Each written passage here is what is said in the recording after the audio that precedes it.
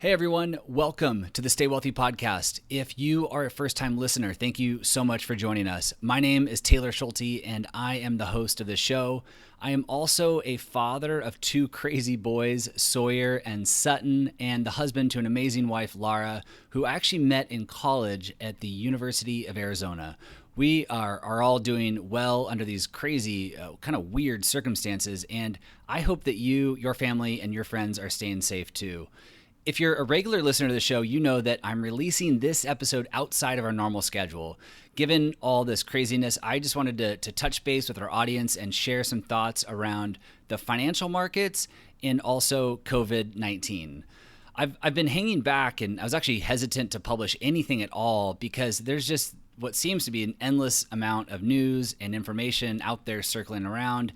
And I don't know, I just didn't really know if I wanted to add to all the chaos. But there are a few things that I want to highlight that I hope are helpful to you and your family and friends as you battle through this challenging time. For what it's worth, this episode is completely unedited. My podcast producer has no idea that I'm publishing this, so just keep that in mind if things sound or feel a little bit different today. And like always, I'll be mentioning some resources and sharing some numbers with you today. So if you want to find any of those, just go to the show notes at youstaywealthy.com/66. Okay, so let's start with the financial markets and your investments, since I know that's top of mind for a lot of you. There are three things that I want to share today. One, at least in regards to the financial markets. One, I want to share an update on how diversified portfolios are performing right now. Two, a reminder for how I think most people should hedge their investments against stock market risk. And then three, what you can do right now to take some action during a time where we all feel paralyzed. So first, an update on diversified portfolios and how they are performing right now. I want to share this for two reasons. One, the media loves to focus on the stock market, but most of us don't just own stocks. We also own bonds and sometimes other asset classes. The second reason is a lot of the performance numbers that you're seeing quoted are focused on a very short period of time. So let's put some numbers to this and talk a little further. As of the close of business last Friday, March 20th, the global stock market is down just over 30% in 2020. However, as I mentioned, most of us just don't own global stocks. And thanks to Ben at A Wealth of Common Sense, he highlighted the performance of some diversified portfolios using a three-fund Vanguard portfolio comprised of the Vanguard Total U.S. Stock Fund, Total International Stock Fund, and Total Bond Market Fund. For instance, when he ran these numbers, he found that a 60% stock, 40% bond portfolio made up of those three funds is down about 18.5% this year as of last Friday. So that's compared to, again, the global stock market, which is down over 30%. So almost half. A 40% stock, 60% bond portfolio is down about 12%. But again, that's just for 2020. If you're a listener to the show, you know that we aren't short-term traders here. We're investing for the next 20 to 30 plus years. And yes, that applies even if you're already in retirement. Remember, we are investing through the end of your life, maybe even somebody else's life, to keep pace with inflation, maybe even outpace inflation to create sustainable income streams or fund other goals like charitable giving. So ignoring some of the short-term stuff, if we look back at the last 5 years using those same funds I just talked about, a 60-40 portfolio, 60% stocks, 40% bonds over the last 5 years has a positive 7.5% return. The 40-60 portfolio, the more conservative portfolio, has a positive 10.5% return. The further back we go, of course, the better those numbers get. So as gloom and doom as things feel right now, try to remind yourself that much of what everyone is focused on at the moment is really short term. It's not fun, but it's really short term. And we don't invest our hard-earned money and take risk with it to make a quick buck in the short term. If you want to do that, go to Vegas, buy a lotto ticket. There are other ways to gamble with your money. Successful investing requires time and patience. I know you've heard me say this a million times on this podcast, but successful investing requires time and patience. Just look at Warren Buffett and read about his path to success. It took a lot longer than most people think. I know $1 billion is a lot of money, but he didn't officially become a billionaire until he was 55 years old. It took a really long time for him to make those investments, stay committed to them, and then reap the benefits of compounding returns. While I'm talking about boring financial advice here, like being patient and thinking long term, I also want to take a minute to remind you that the media is not here to help you, at least with your finances. They will never tell you this, but they are loving the current situation right now. Everyone is loving it, on the left, the right, the center, websites, blogs, you name it, because more eyeballs and more clicks means more advertising dollars. If all the media said was stay the course and focus on things you can control and ignore the noise, they would have some real explaining to do to their shareholders. Nobody would be tuning in. Nobody would be looking at advertisements, clicking on things. So just remember, when you're watching or reading the media or news, just remember what their motive is. They're not really always here to help you, again, at least with your financial situation. Okay, the second point I wanted to bring up with regards to the financial markets and investing is how I think most people should hedge their portfolios against stock market risk. If you're a longtime listener of the show, you've likely heard me mention that at my firm, Define Financial, we don't own corporate bonds in a diversified portfolio. We also don't own tax-free municipal bonds. We don't own high-yield bonds. We don't own convertible bonds or James bonds. Okay, that was bad. That was a bad dad joke, but you get it. We don't own anything else but U.S. government bonds. The bond portfolios we manage for our clients only include U.S. government bonds and TIPS, Treasury inflation protected securities. Our strategy is a little bit more sophisticated than just buying a few bonds and moving on. But in general, that's what our bond portfolio looks like. Why? Because of the exact situation that we are in right now. Historically, when stocks go down a lot, significantly a lot, U.S. government bonds have gone up. U.S. government bonds are one of the few asset classes, if not the only, that you can own at a very low cost and moves in the opposite direction of stocks when things get ugly. And once again, that's what we're seeing right now. As of the close of business last Friday, the iShares 7 to 10 year Treasury Bond ETF, the ticker is IEF, has a positive total return of 8.37% in 2020. So a lot of information there. I'll just say it again. You know, the stock market's ugly right now. As of the close of business last Friday, the iShares 7 to 10 year Treasury Bond ETF, again, ticker IEF, has a positive total return of 8.37% in 2020. On the flip side, the iShares Investment Grade Corporate Bond ETF, the ticker is LQD, has a negative 16% total return, double-digit negative returns for a corporate bond ETF that has almost $30 billion invested in it. And one more statistic here, the iShares National Muni Bond ETF, the ticker M as in Mary, U, B as in boy, is down just under 10% this year. So muni bonds, corporate bonds, all have negative returns, at least investment grade bonds in those categories. Investment grade bonds and municipal bonds are asset classes that a lot of investors, maybe you, own for diversification. And although they're doing better than the overall stock market, and you could say they are providing diversification, they're still suffering some pretty dramatic losses that I don't think most people are really aware of, or at least aware that they're exposed to that type of risk. Hedge funds, private equity, unconstrained bond funds, structured notes, variable annuities, all these products get a lot of attention during volatile periods like this because they're being sold as a way to hedge against stock market risk. Just look at some of the advertisements or material marketing these things.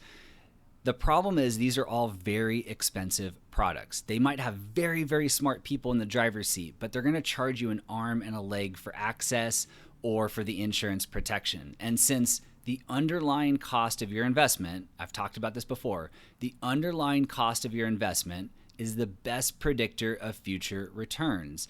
For that reason, I just don't think it's prudent to purchase these exotic asset classes, these exotic investments with your hard-earned retirement dollars.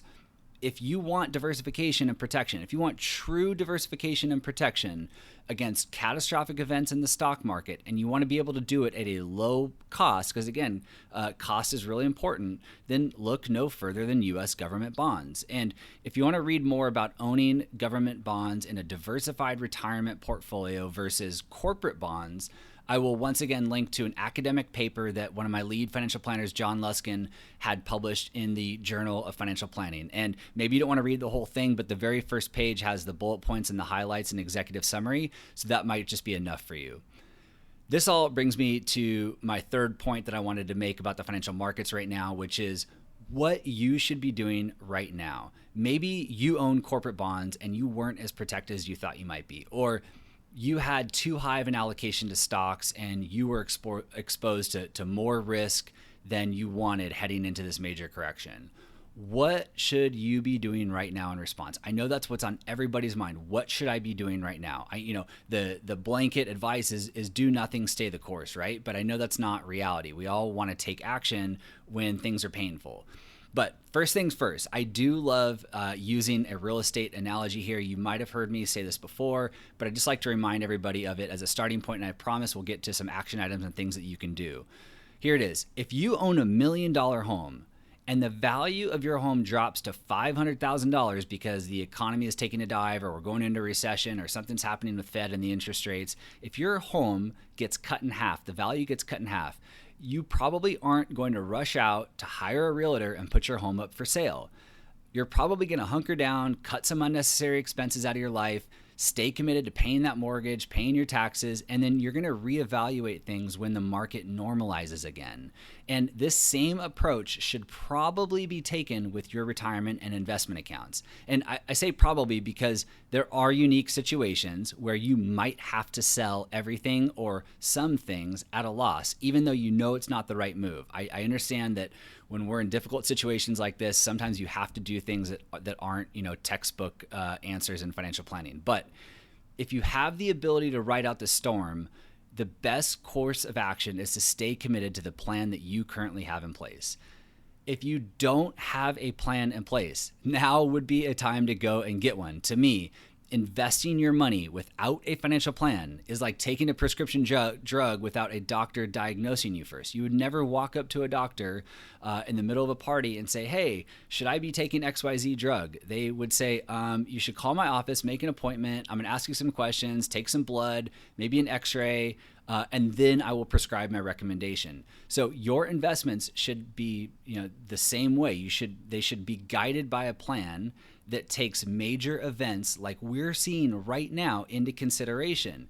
You should be able to review your financial plan right now and say, yes, wow, this really sucks. I don't like the way this makes me feel, but we planned for this, and my long-term allocation was built and tested under the assumption that events like this happen every 7 to 10 years. This is normal. Or you should be able to say, you know what, my withdrawal strategy from my retirement portfolio was adopted knowing that the economy moves in cycles and the market doesn't always go straight up. It doesn't feel good, but I know that the strategy I adopted took all of this into consideration. Maybe you don't want to hire a full-service wealth management firm like mine, and that's totally fine. I'm not here to sell you on that. There are hourly financial planners. There are project-based financial planners. There are pro bono financial planners. There is no excuse here. Hire a professional to help you put a plan in place before doing anything with your investments. You don't have to hire them forever. You can hire them, again, for a one-time deal, maybe on an hourly basis. And again, if you're in a difficult situation, there are pro bono planners out there. I'll link to some of these resources in the show notes. If you're not sure where to begin this search, again, you can find the show notes at youstaywealthy.com/66. Okay, with that out of the way, assuming that you have a plan in place, here are 3 things you can take action on right now. Number 1, rebalance your investment accounts. So let's say that your investment allocation should be 60% stocks and 40% bonds. Well, as we just talked about, stocks and bonds have moved in different directions recently. So if you look at your portfolio might be closer to 50% stocks and 50% bonds. Maybe not that extreme, I'm not sure, but you have to take a look. But without a doubt, your portfolio has drifted away from your target allocation. Your investments are now out of line with your financial plan and your investment policy statement. So with rebalancing, along with getting everything back in line how they should be, rebalancing your account or accounts allows you to follow that old adage of buying low and selling high. Because when you rebalance your account, you're selling the things that have outperformed and you're buying the things that have underperformed. So you're selling the things that have gone up and you're buying the things that have gone down. So take a look at your asset allocation, see where it's at, see if it's drifted, and consider processing a rebalance. Make sure you take into consideration fees and taxes and all that good stuff before doing anything. Talk to your trusted advisors, your CPA, all that stuff. All right, number 2, max out your retirement accounts. So if you're still in the accumulation phase, the market's down significantly, now might be a good time to superfund all of your retirement accounts for the year if you have the resources to do it. Really quick, before you go and contribute the maximum amount in your workplace 401k or 403b and superfund that account, be sure to check with your benefits department to confirm that your plan has what's called a true up provision. A true up provision ensures that your company match, if you have a company match, will be given to you even if you front load your 401k and max it out before the end of the year. So just check. If you have a copy of your summary plan description, your SPD, that will also tell you as well. So just look for a true up provision or ask somebody in your benefits department. In addition to your workplace retirement accounts, consider making those non-deductible IRA contributions or backdoor Roth contributions if you're able to and you haven't already done so. Also, and I don't think some people aren't thinking this way, but also if you have a donor-advised fund or you plan to set one up, now might be a good time to do that and add some dollars to it while the markets are down. Again, in that situation, we're investing for a charity or multiple charities, not for today, but for 10, 20, 30 years from now. So you're able to donate that money, get a tax benefit, invest while the market's down, and potentially give them more money in the future. If all else fails, if you don't have access to these types of accounts, you're not eligible or you've already maxed them out, a plain vanilla brokerage account will allow you to do the trick as well. So just be sure all of your tax advantage accounts are maxed out. You're taking advantage of all that. And most importantly, you still have an emergency fund intact after all this has gone down. All right, number 3, the last action to consider, at least for today, consider doing Roth conversions right now. With the market down, it's likely that your traditional IRA and traditional 401k accounts have lost value. This means that you can convert those accounts or some of those accounts to Roth accounts while their balances are low, invest the converted dollars in the Roth with the stock market now down over 30%, and then allow those dollars to recover and compound over the long term in that Roth account. As you guys know, if you've been listening to the show, growing wealth in a Roth account is far superior from a tax standpoint, and it gives you a lot more flexibility in retirement since you won't have to take required minimum distributions. Remember, the name of the game is to get as much money into a Roth as possible throughout your working years. If you're retired, there are still some opportunities to do that through Roth conversions. But the name of the game, get as much money into a Roth as possible. So take a look, run the numbers, do the analysis, see if a Roth conversion right now makes more sense than waiting. Quick side note or reminder, you'll have to pay taxes on the conversion, so be sure that you have the cash available to pay that tax bill.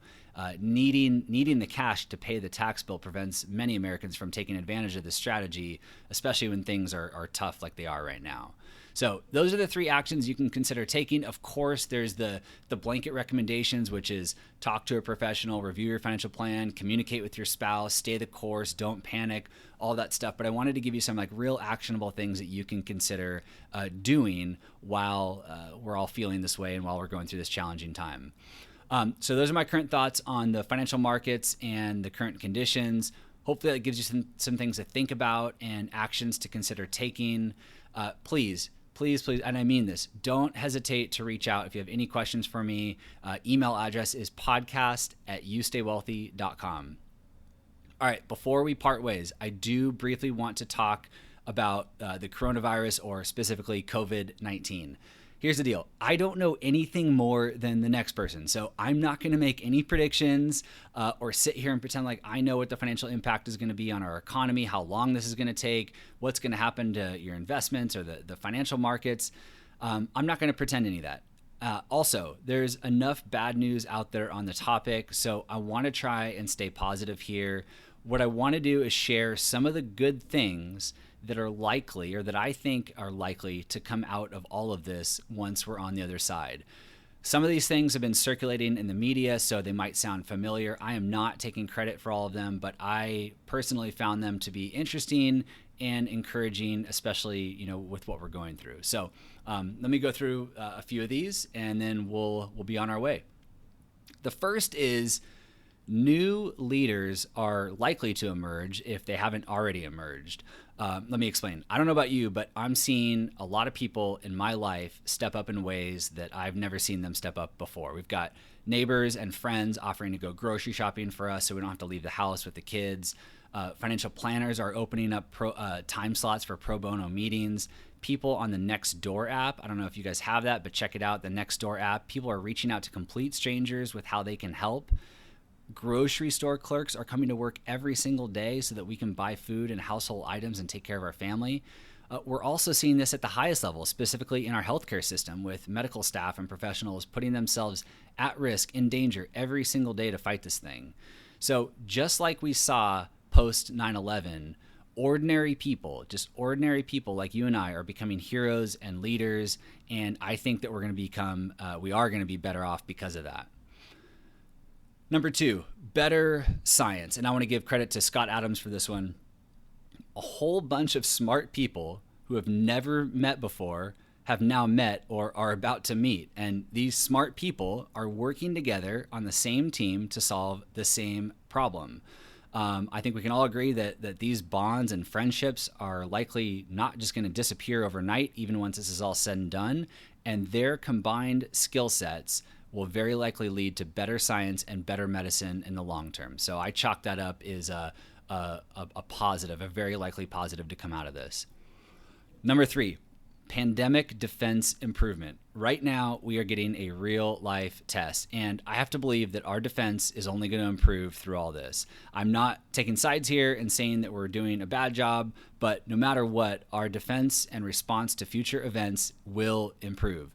COVID-19 is very likely not the biggest problem that we will ever experience in this country. So personally, I'm thankful that we're getting this real life test and that our defense will be better in the future when and if something more severe hits us or something similar hits us again in the future.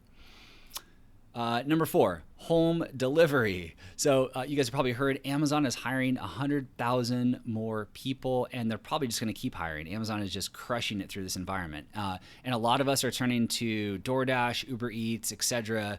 right now to support local businesses and try to feed our families and take care of ourselves. Some people have actually predicted that due to current events, restaurants might start to become and look more like kitchens in the future and require less square footage to operate. So not only might that lead to more convenient food delivery and options, but if that happens, food prices or restaurant prices would likely come down for consumers as well, since restaurants will have lower overhead and require less square footage. So it's kind of an interesting thing there. But regardless if that actually happens or not, home delivery is certainly winning right now and is only going to get better from here. Number five, we've all heard this, but hygiene. I think hygiene is permanently improved here. A lot of us have good hygiene habits and wash our hands multiple times a day and all that, but without a doubt, new hygienic habits are being formed right now by a lot of people. How many lives might these new habits save? I don't know, but some have actually said that we could come out ahead after all this is said and done, meaning that long term, due to these new hygienic habits, we could save more lives through better hygiene than COVID-19 took from us or will take from us. Maybe that's a bit of a reach and you don't agree. There's a lot of unknowns still, but it's not that completely far-fetched. So no matter what, hygiene permanently improved going forward. Number 6, fitness and health. I'm not sure about you, but I've worked out more in the last 2 weeks than the last 2 months combined. I've taken more walks in my neighborhood than usual, and I've seen a lot of my community and neighborhood doing the same thing. Along with going out to eat less and being more mindful of our diets, we're also finding unique ways to exercise from home and realizing that we don't necessarily need to drive 15, 20 minutes to a fancy gym.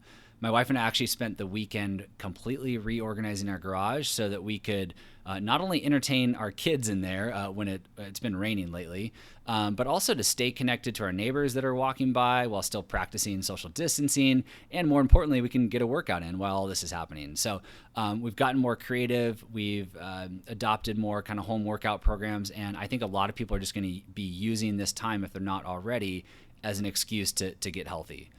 And then lastly, again, you've probably heard this in the media, but online education. I've been a fan for a long time of what some people have coined as reverse homework. Reverse homework, there's a bunch of different names for it, but reverse homework is where students watch lectures from world-class professors at home, and then they attend class, they go to school and attend class to discuss the lecture as a group and work on projects as a group. It always seems so backwards to me to watch the lecture as a group in silence, right? Just listening to the professor, and then go home and do the work on my own.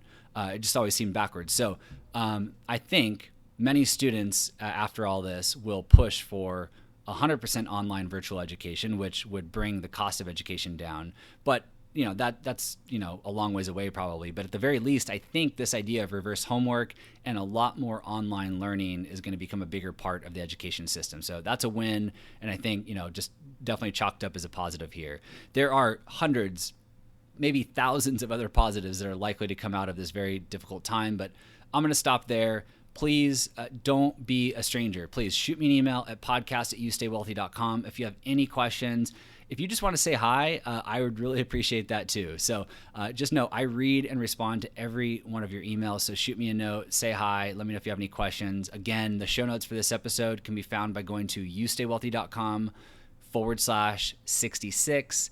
Thank you, as always, for tuning in. Stay safe, and I will be back here next week with our regularly scheduled show.